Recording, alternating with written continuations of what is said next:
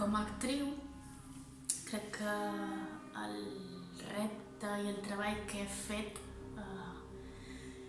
és el fet d'acceptar acceptar. Ella accepta el seu destí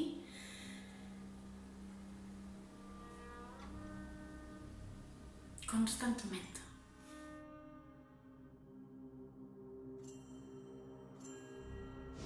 Ningú us fa traïció. A l'instant veureu que vaig gustosar obeir-vos.